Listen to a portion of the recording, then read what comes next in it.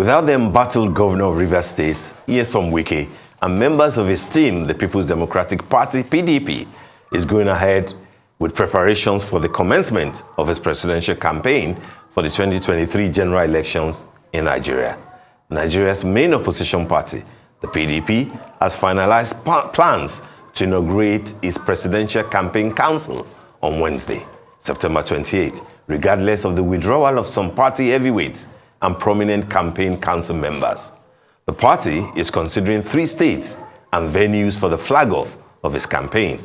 PDP presidential candidate Atiku Abubakar has stated that disagreements among members will be resolved very soon.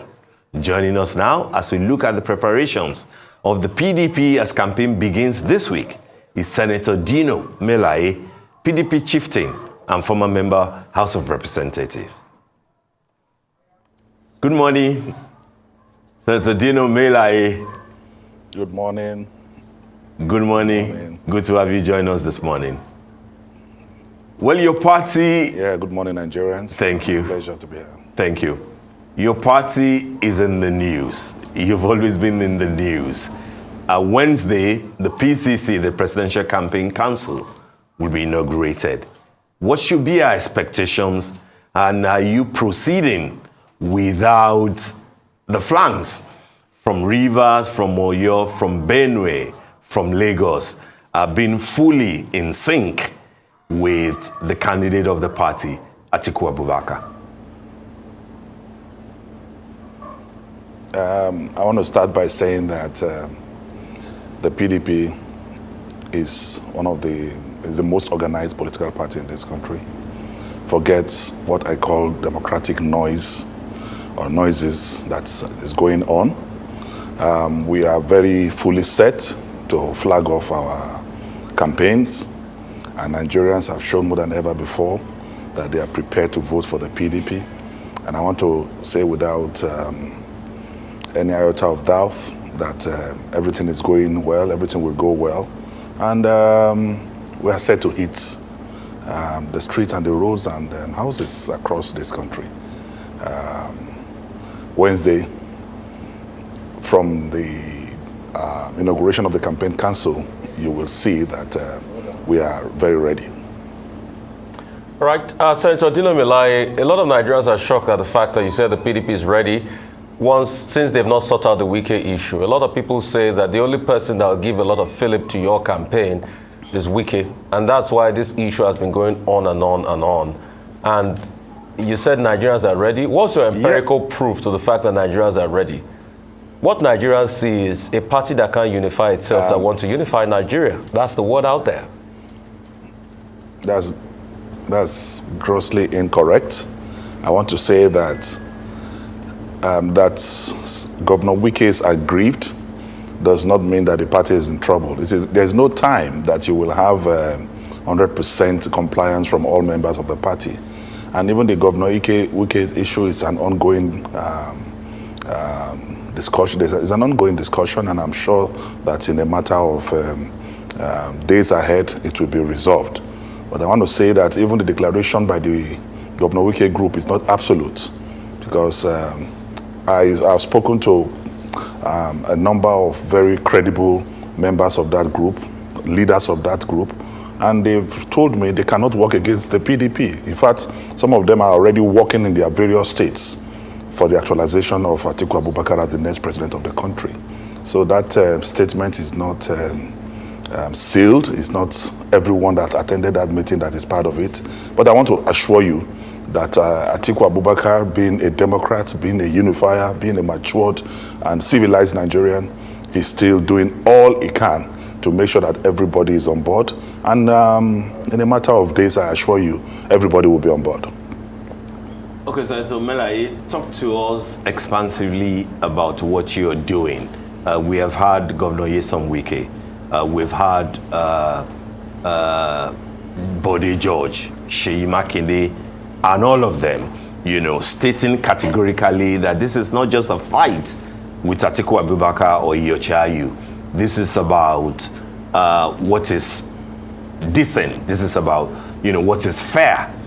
How in the next few days or weeks now that the campaigns will start in earnest, are you trying to bring everybody on board? Given the fact that, you know, those who are with Governor Nyesom Wike have already pulled out of the campaign council, are you sure that you can proceed without the good chunk of those who are like the real PDP with you in this battle? Yeah, I still want to correct you that it is not everybody in that camp that withdrew. No. I told you that as the chief spokesperson of this campaign, I've interacted with a number of them, and they are all willing. Most of them are willing to work for the presidential candidate of the party. Most of them are willing to participate in the campaign council. So I would just say stay and watch ahead. But I want to assure you that our programs, our policies to rescue Nigeria, to deliver Nigeria from insecurity, to boost our economy again, to take our students off the street and back to school. And the issue of restructuring, the issue of standard of living generally in this country is our watchword. And the party and the campaign council is very, very articulately trying to actualize this dream of rescuing Nigeria, refixing Nigeria, rebooting Nigeria, and resetting the agenda. So a lot of people will say, what is even the PDP coming to do? You had that chance before, but you didn't do too well. In fact, some will even drill down to things as infrastructure projects. Your party awarded the Port Harcourt-Maiduguri train line project to a certain company called ASA. We all know how corruption dogged that project and it never kicked off. And a lot of people argue that was when Nigeria had a lot of crude oil revenue. So if you can fix infrastructure, you can fix other forms of livelihood, then what can your party fix? It is very incorrect that we didn't do well. You are a Nigerian, and I know you visited the market. Carry out comparative analysis with what it was in the 16 years of the PDP and what you have today. I want to tell you that in 2014, you can easily take an economy ticket, 18,000 naira, at maximum 20,000 naira economy ticket to Lagos. Today, economy to Lagos is 100,000.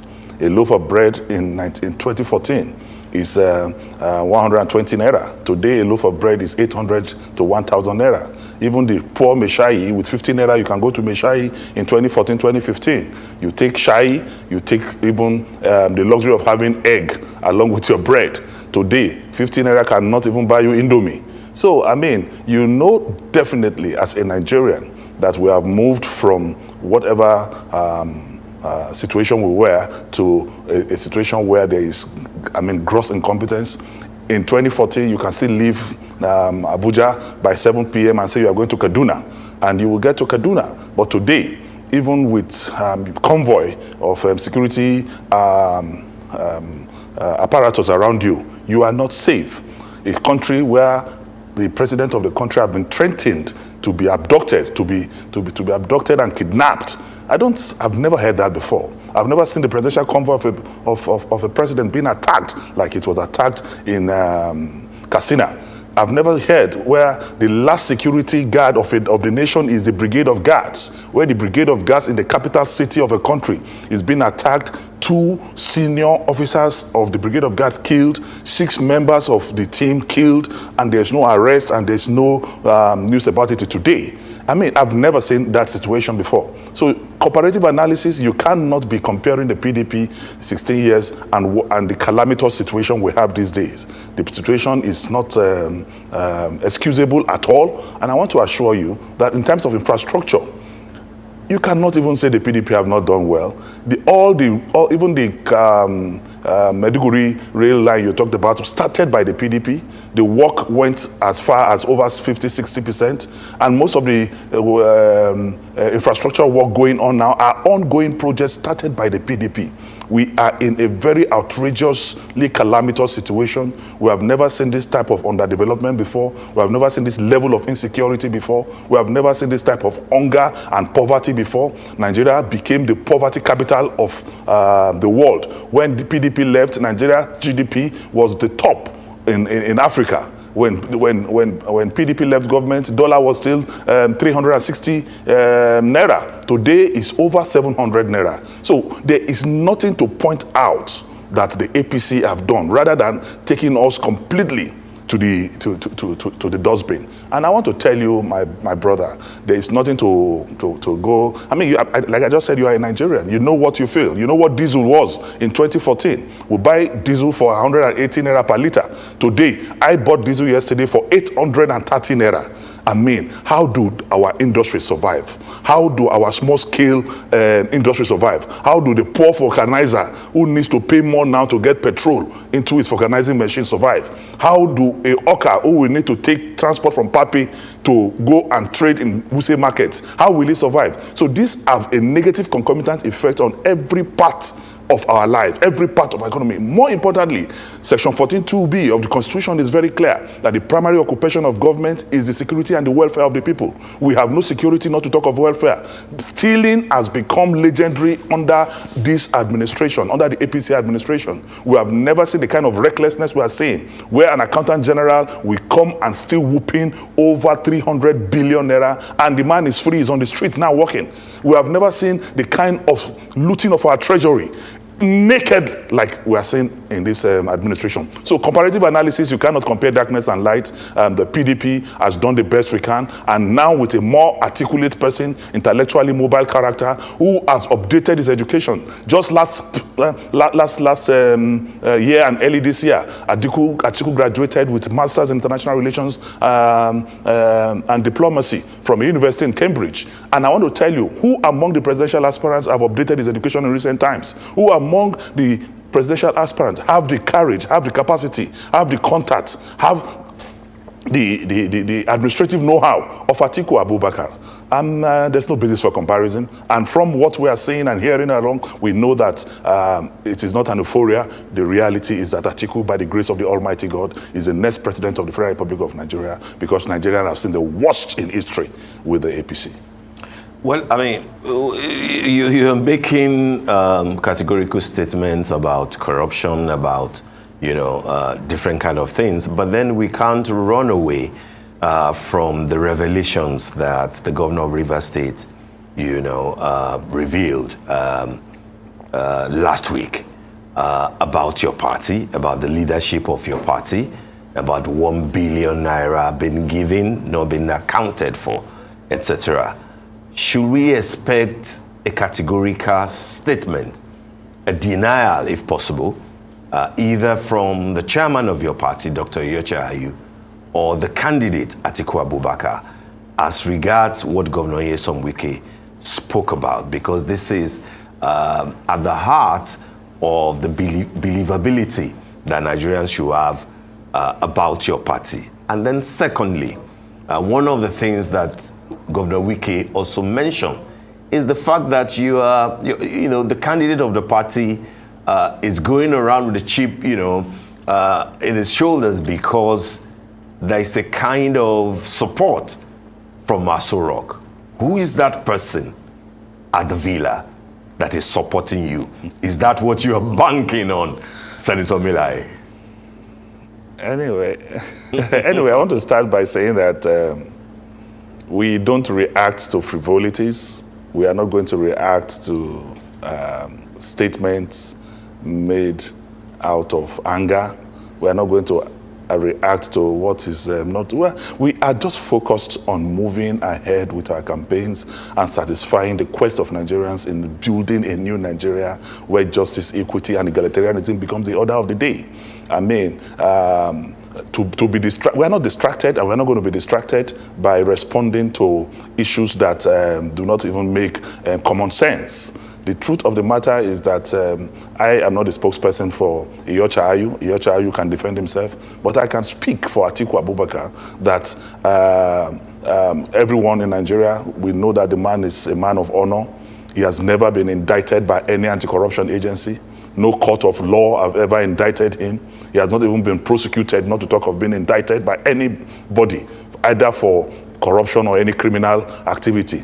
So to come and give spurious statements without evidence is not going to get our attention and reaction. I want to tell you that the party and the candidate and the campaign council is completely 100% focused on the reason why Atiku must be president. The country is in a situation that needs urgent attention. So the country is not only sick, like I always say this, it's not only sick, but equally suffer from what I call a dreadful congenital abnormality. There is need for amelioration, there's need for palliation, there's need for correction. And that is our focus, to make sure that our roads are safe again, to make sure that you can go to your house and sleep with your eyes closed, to make sure that the Naira will become valuable again, to make sure that the green passport will be respected across the globe. So to make sure that the president of our country will not even in ECOWAS heads of state meeting be lining up on the second row again, to make sure that the president of Nigeria and every citizen of this country will be respected because of the massive transformation that will take place in every sector and facet of our national life. That is our agenda, that is our focus, not to be reacting to outrageous issues, not, that is, we are not distracted, we cannot be distracted. And I want to tell you the truth of the matter is I'm not going to respond to any of the statements made by Governor Wike. He's a party man. He's a good governor who has done well in the state. He's bitter. He has the right to be bitter. And I want to assure you that you can't beat a child and ask him not to cry. Okay. So obviously, the second leg of the question you haven't answered. Who is the person in the villa that is working for Atiku Abubakar as alleged by Governor Wike? That is also another statement made out of hallucination. I mean, if Governor Wike is very sure of who in the villa is assisting Atiku Abubakar, he should mention the name. Okay. You don't just speak to the air. We're in a very, very civilized country where facts and evidence is the only proof of honesty and truth. So he should mention the name. Okay. Okay, speaking of facts, I want to assure you that the PDP need nobody in the villa to win our elections. We didn't have anybody in the villa when we won the last election, even against the APC. So I want to assure you that we are not going to react, like I said, to distractions. Ask me questions on what Atiku will do in every sector of the economy, in every sector of our national life. And I will respond by telling you this is the agenda of Atiku Abubakar and the PDP on those issues. But I want to appeal that please, we forget about inordinate ambition, capricious manifestation, and reaction formation. Okay, Senator Melaye, just a point of correction. The PDP did not win the last election. The Supreme Court ruled that the APC won the last election. INEC returned it. Just for the sake of fact, for our viewers out there, the PDP lost the last election. Secondly, moving on. We won the election, and the election was rigged. Mr. Melaye, you don't have the facts. The PDP lost the last election, and that's the fact on ground. We have the facts that the election was rigged against the PDP. And the Supreme Court had ruled that the APC won that election. Moving on. I'd like to ask you further. You say you are coming to fix corruption, you're going to fix a lot of the things in the economy. People will argue that as of the 1st of May 2015, those were 28 days to your handing over to the APC. The power production dropped to 2,800 megawatts. You can go check it. Those are the facts on ground. Secondly, they say the PDP wants to fight corruption. And people talked about the Diezani scandal. They talked about the reportage of 20 billion and other billions of naira missing. Since then, they've returned goods and property worth hundreds of millions from Diezani alone. Just one minister has served in the PDP's cabinet. So a lot of people are asking, what is the PDP coming to preach that is new after all the corruption and after all the lack of opportunities to grow this country? I want to tell you that in every developed nation of the world, there's still percentage of corruption. Even in the United States of America, every day corruption cases have been reported. But what I want to tell you is that Atiku Abubakar is coming to strengthen the fight against corruption. Because when the institution is stronger than individuals, then there will be no excuse to punish corruption. But today in this country, individuals are stronger than institutions. But Atiku Abubakar will make sure that institutions become stronger than individuals, and the fight against corruption will be there will be a robust improvement in the fight against corruption, and there will be severe punishment for corruption. I don't have the details of the Diziani situation, and they've been prosecuting that for close to 8 years. We have not seen any massive results. I have not seen any categorical judgments to buttress that matter. But however, I want to tell you that this administration, there's improvement on daily basis. There's evolution, positive evolution every day in the world. And what Atiku is coming is to build on the successes of PDP in the yesteryears, which cannot be compared with the outrageously calamitous situation we have today. And I also want to say that as you have quoted the Supreme Court judgment in the case of Atiku Abubakar and Buhari from the last presidential election, another judgment has been given by the apex court in the land, which is the Supreme Court. And the Supreme Court just gave a ruling a few days ago that PDP, no part of this country was shortchanged, and that PDP committed no offense in picking their presidential candidates from the north. And I think agitators and media men like you should also draw a line, since there's a Supreme Court judgment to that effect. Both Bode George and the Wike group should also exercise restraint from the position of South, because the Supreme Court judgment was very, very clear, and we should use that to unify ourselves as a country and move ahead. So now you believe that the PDP lost the last election in the spirit of respecting the Supreme Court? I'm just saying that you have used the Supreme Court as your basis for evaluating the last election. I'm saying use also the last judgment of the Supreme Court to stop discussing frivolities and distractions and focus on the programs and agenda of the PDP towards winning the next election. So we can both agree that the last election was lost by the PDP. Thank you so much, Mr. Melaye. Over to you, sir. I have no agreement with you on that. Well, that's stating the obvious, isn't it? That's not my point, Senator Melaye. How do you? Unfortunately, you can't speak for me. How do you react to the submission by the APC, and if you like, the federal government, about the fact that the economic blueprint of your candidate, Atiku Abubakar, is basically a rehash of what the federal government is already doing in the area of job creation? Basically that's what Lai Mohammed, the Minister of Information and Culture and Tourism, said. And if you want to push that further, what in specific terms will Atiku Abubakar do differently to turn the tide? We're in dire situation in Nigeria. You have been accused of just basically trying to recreate what is already on ground. What will you do differently outside of the fact that you want to privatize the refineries? What will you do with the fact that you mentioned it yourself, dollar is 700 and something, plus. What will you do differently in terms of power generation? What will you do differently as inflation is skyrocketing?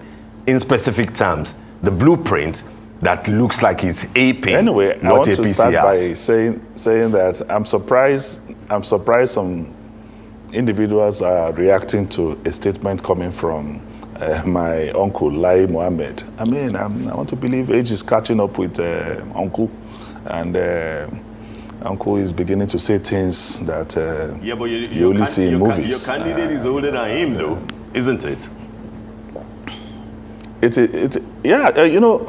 Intellectual mobility and physical and mental fitness has nothing to do with age. Age is not a factor when it comes to that. Atiku is stable. Atiku is physically and mentally fit. Atiku can jog. Atiku can walk around. Atiku plays sports. So you cannot be comparing him with immobile individuals. Anyway, that is not the situation here. I want to tell you that Atiku campaign organization is doing a lot, or we have done a lot, and all we just need is the opportunity to translate our dreams and our visions into reality. Like, one of the first things Atiku will do in this country is to have massive recruitment of policemen. It is very, very, it doesn't make any sense that a country of 200 million people is being policed by how many? By 250,000, 300,000 policemen. Atiku has given the example of Egypt with a population of 80 million people, and they have about 3 million police. So what we will do is massive recruitment of police to tackle the issues of insecurity. And Atiku, to fight the economy, will make sure that the gap between the parallel market and the parallel price of dollar and the official rate of dollar is bridged. Because you can never have improvement of the economy with the massive gap, about 235 naira gap between the official price of dollar and the black market or parallel market price. That has to be bridged, and processes to make that happen have been completely outlined by the Atiku administration. Atiku will make sure that small-scale industries in this country thrive, because without that, you cannot have a robust economy. Atiku is going to make sure that industrialization becomes one of his first watchword, and job creations particularly. He has told that it's going to create a buffer of 20 million US dollars to make sure that there's liquidity in the economy, and people basically begin to have a way and means of livelihood. That is not just what we are talking about. What we are also saying, that he said he's going to diversify, understand, our power sources. We can't just be concentrating on hydro. There will be diversification of, we're going to engage massively into other sources of energy, and we are going to also work against the primordial factors that limit power generation distribution in this country. And all these have been articulately looked at, and we will implement by the grace of God. Senator Melaye, just a quick one as a follow-up to what you have said. What will the PDP government under Atiku, if you win, do about the large chunk of Nigerian police officers serving individuals that have nothing to do with government as orderlies? You mentioned the fact that you will recruit a lot more so that you can police better.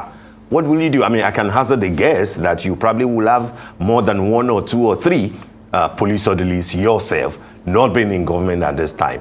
What will your government do with the large chunk of Nigerian police officers serving as orderlies to people who have got absolutely nothing to do with government? I'm going to tell you that Atiku's approach to the restructuring of the security architecture of this country is firmly robust. And I want to tell you that everything is holistic, is an holistic plan to make sure that policemen are in their beats, their professional beats, and only those recommended by law to have security guards and all that will have it.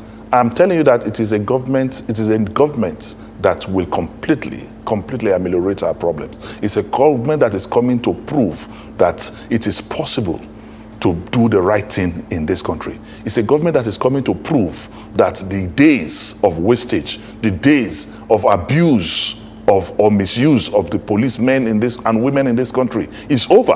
And I want to assure you that Atiku have sincerity of purpose, of heart and commitment towards rescuing this country, towards repositioning this country. And that is exactly what he's going to do. Atiku is not going to be nepotic like the APC government. He's not going to give carpentry job to tailors. Atiku is a talent hunter, you know, and I want to tell you that square pegs will be in square holes, and there will be results for services rendered. And there's nothing Atiku is looking for again. There's nothing God ought to have done for him that he has not done for him. So at this stage, he wants to live honorably and exit gloriously by making sure that he plays his part in repositioning this country and creating a standard for subsequent government and the younger generations to come and take over after him. Okay, Mr. Melaye, real quickly. How will your candidate unify the exchange rates? And what will be the resultant effect on the Nigerian economy? How? You can, the exchange rate now, we're not making, like we've been selling crude oil for the past 2 years and we're not making any money. Saudi Arabia just declared that they made over $1 billion from the proceeds of the increase in the price of crude oil. well, same crude oil we are selling, but we have nothing to show for it. So corruption also have a role to play, which is going to tackle, is playing a role, understand, in devaluing our currency. Is going to fight that outrageously.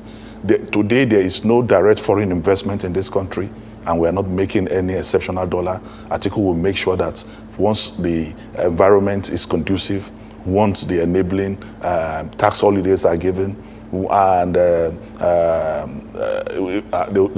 and once there's stability in the system in terms of peace, insecurity is being tackled, there will be more foreign direct investment in this country, and there will be generation of dollars. And because of not only that, once you have enough dollar in the system, you will be able to control the gap between the parallel market and but today there's no thing you can say. The central bank and the commercial banks cannot give you what they don't have. Our money has been squandered. Recently, you heard about the illegal bunkering and oil theft that was. They arrested a ship somewhere abroad. Have you heard anything again? How much did we make from that? Where is the money today? So I want to tell you that these are the factors impending against that. It is also widening the gap because of the scarcity of dollars officially within the system. Okay. And once the right thing is done, corruption has been tackled, and there's direct foreign investment, and there's massive exportation from Nigeria instead of importation, then we will generate more dollar, and the gap can be bridged through policy formulations and implementation by the CBN. Mr. Melaye, I'll rephrase my question. How will Atiku unify the interest rates? I'm not talking about revenue. How will he unify the interest rates? Are you going to float the naira? Because a float is different from the revenue that you get. How? How will he do it? Will he float the naira to the dollar? What? And what will be the estimated rates of the naira?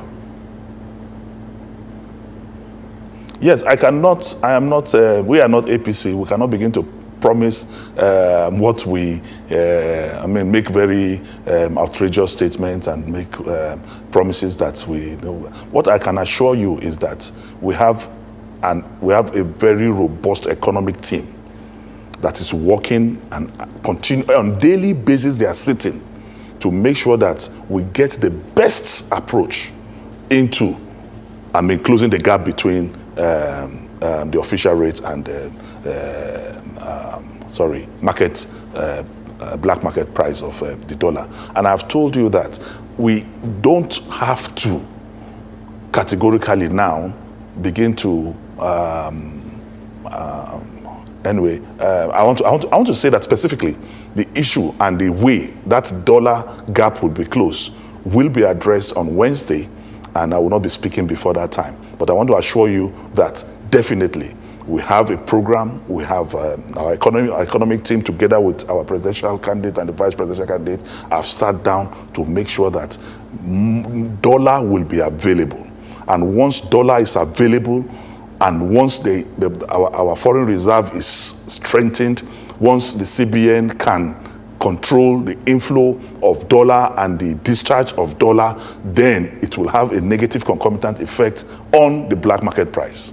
Will you float the currency for the last time so we know the policy statement on this? I'm going to tell you, I said whether the naira will be floated or not will be addressed by the presidential candidate on Wednesday. Okay. I will advise you wait for that. Okay, just a quick one, Senator Melaye. Was the assurance to Nigerians that as we enter into the campaign season, that it will be issue-based, it will be issue-oriented, and not the kind of skits that we had, a few weeks back between your good self and Femi Fani-Kayode, knowing that, all the banters and the exchanges, that we had, skits almost like a Nollywood thing. Was the assurance to Nigerians that, this time around it will be issue-based? It's already issue-based because what we are discussing now is issues. It is, but we don't know what FFK, how FFK will respond to you and how you will respond to him. Democracy is noisy, and you can't take noise away from democracy. And I want to assure you that you can't take banters away from politics and democracy. But I want to assure you that the Atiku administration, the Atiku Campaign Council rather, and the PDP is going to concentrate on issues, and what we have been discussing throughout this section this morning are issue-based analysis and discussion. And I want to assure you that we are focused, like I said, we are not going to be distracted by mediocres, we are not going to be distracted by people who have commercialized their consciences. We are just ahead to make sure that we fix this country, and the innocent man on the streets will have hope in a country he can call his own again, so that the youth of this country will have hope that they have a country that they can call their own, so that those absconding unceremoniously, flying out of this country, we stop flying, having hope that they can be protected in their own country, having hope that they can make a living in their own country. Our doctors will stop flying, from fleeing Nigeria for greener pastures across the world. This is the hope that Atiku Abubakar is bringing to Nigerians. We are not noisemakers. We are not social media warlords. We are not interested in giving fictitious statistics. We are not interested in deceiving Nigerians like the APC. No, we want to come out original, pure. We want to tell Nigerians exactly what the problems are, and we want to tell them how we are going to solve this problem. And the only one who have the capacity, the intellectual know-how, the administrative competence to fix this country today and unite this country. This country has never been this divided in our history. Not even during the Civil War were we this divided. Today, there is no unity at all in this country. Without unity, there can be no peace. Without peace, there can be no development. Atiku is going to make sure that this country is fixed. Atiku is going to make sure that every Nigerian will believe in Nigeria. Atiku is welcomed in the 36 states of this federation. Every state of this country is a home to Atiku. How many presidential candidates can say that about themselves? Senator Melaye, how can you say to Nigerians that you will put an end to the Japa syndrome when your flag bearer is a Japa personified, spends most of his time in Dubai? How can you say that to Nigerians and say that you will end the Japa? That is not correct. That is not correct. Atiku did not relocate to Dubai. Atiku went to further his education. And Atiku went to add value to his life. Atiku went to add value to his intellectual mobility. A university in Nigeria. For 1 year, Atiku for 1 year, went and got himself empowered and prepared. And that is what today makes him the most adequately prepared presidential candidate in this country. It is not a crime to go and enhance your capacity. It is not a crime to go and enhance your capabilities. And that is what he has done to do. He went to do. He didn't relocate to Dubai by saying that I've fled this country for greener pasture. Okay. There's no greener pasture that Atiku is looking for again. And these are bare parlor discussions just merely to discredit the personality and person of Atiku Abubakar. Senator Melaye, I saw your power plan. A man who is relocating may relocate with his children, and but he has not done that. Senator Melaye, I saw your power plan. You want to do a lot on the grid and all of that. But you didn't put how much it's going to cost. And I would like to ask you, how would you fund it and how much is going to cost your power plan to electrify Nigeria? How? Atiku is a global citizen. Atiku has his contacts. Atiku will make sure that, yes, the power plant will be funded by its contacts and making Nigeria conducive for foreign investment. Today, you cannot generate money. There's loose funds across the globe begging for where to be invested. And he has the contact to attract this foreign direct investment in the power sector. With build, operate, and transfer, with MOUs and all that, and with proper incentives, he has the capacity to attract international investment in the power sector. And the funding of that problem we already have a line of programs that will attract those investments. All we need to do is to create an enabling environment for these investors to come. Make sure Nigeria is safe, make sure power incentives are given, make sure that all the lacunas are being uprooted, and there will be results. I asked you, how much is it going to cost? This power plan by Atiku, how much is I it going to cost? I cannot tell you in naira figure what it is going to cost, but definitely it will be affordable, it will be cheap, because our team is already working on that. So how, if you can't tell me how much it's going to cost, then how do you think you'll be able to fund it? Because I'm not sure you've been able to read through and look at the cost implication of having nucleated grids along the country, away from what we used to know before. It is.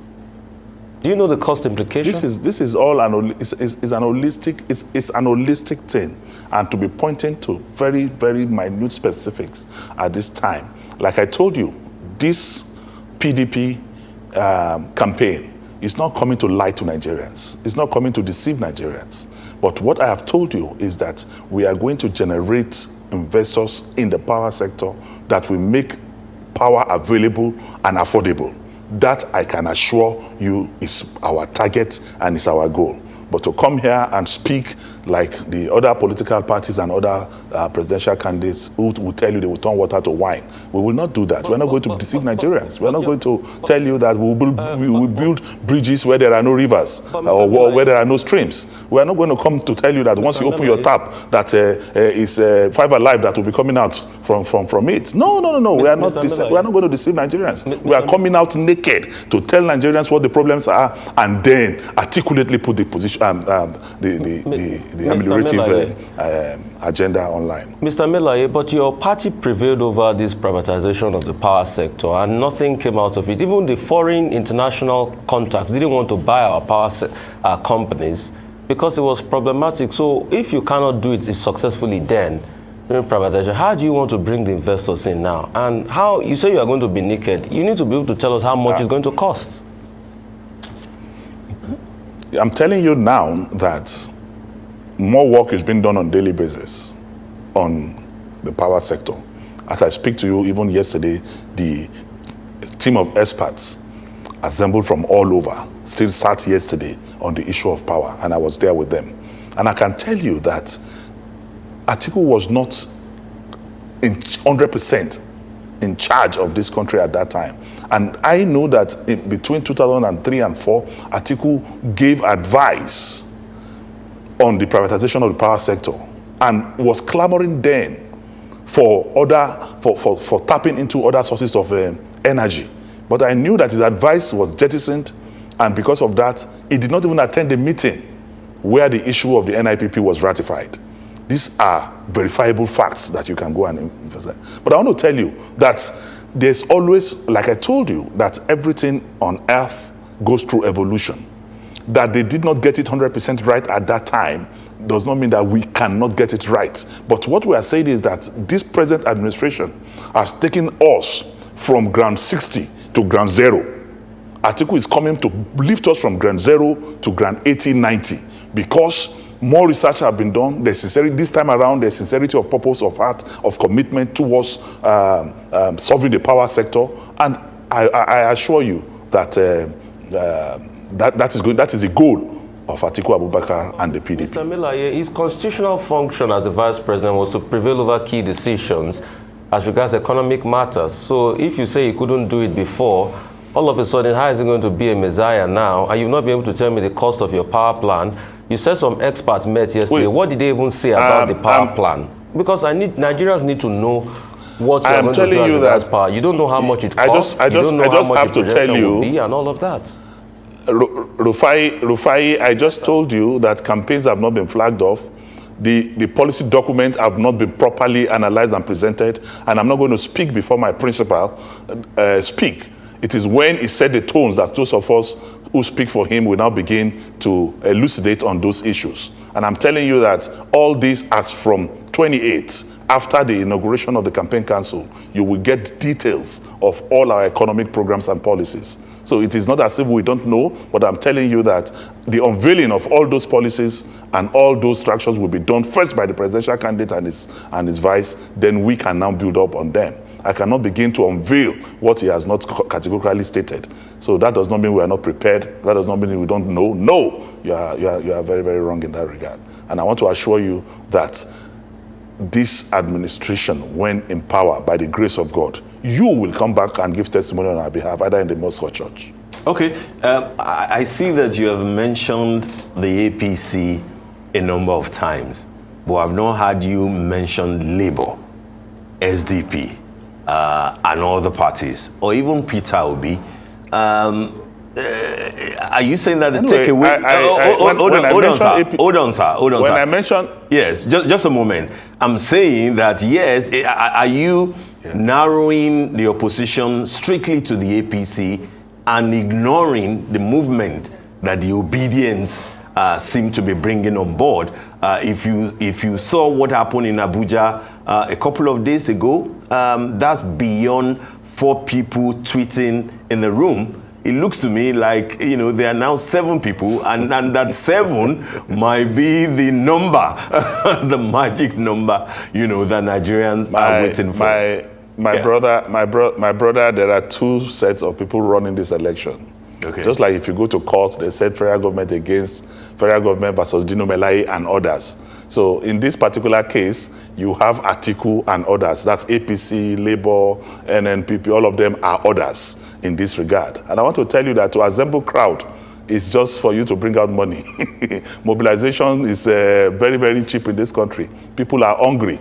If you go to Yanya, you go to Mararaba, people have been loaded in buses from Lugbe, from every part of this country to come and stand and say they are supporting. Well, let it come to the election. I think Peter Obi was in Osun and he spoke in Osun, and we saw the result of a Labour Party in Osun. Labour Party had 2,700 votes, where PDP was counting 400 and something thousand. It is not about commercial mobilization of people. People are hungry. Definitely, if you go to Mararaba today, you say you need 5,000 people. With the blow of a whistle, they will assemble, and they will collect their 1,000 or 2,000 naira. That is what is happening. But we are not, it is not the march on the streets that will determine the votes. We are talking of proper votes, and Nigerians know that Atiku is speaking to the issues. We are not on a hype movement. We are not on a impression agenda setting. No. We are practical. We are real. We are interacting with the voters who will come and vote. I know a number of people who went for the Abuja rally who are saying that we have to go and collect our own. So, I mean, that is not what I'm talking about. So when I talk about APC, I talk about APC and others, all of them put together. Nigerians are wiser. Nigerians now know the truth. Nigerians know who will rescue them. Nigerians know who will deliver for them. And Nigerians know that no regional champion has ever become the president of this country. No regional champion has become Awolowo was a fantastic leader with every sense of humility and order, very refined man. But because he was playing regional card, he never became the president of this country. Azikiwe played regional card, he never became the president of this country. Buhari himself, on 3 attempts as a regional champion, did not make the presidency. It was when he now went on a national platform, called Saraki, called Atiku, called Tinubu, and everybody put together. He ran on the national platform before he became the president of this country. So I want to tell you that we're not distracted by that imaginary position. Yeah. Okay, Mr. Dino Melaye, thank you so much for your time. But a quick fact check, Nnamdi Azikiwe was president of Nigeria, actually. So just a quick fact check. All right, thank you so much for your time. We'll take a short break. I said when he ran subsequently in the Second and Third Republic. No, but he was the first president of Nigeria. Azikiwe was the first president of Nigeria. Was he elected on the national platform as president? He was a ceremonial president.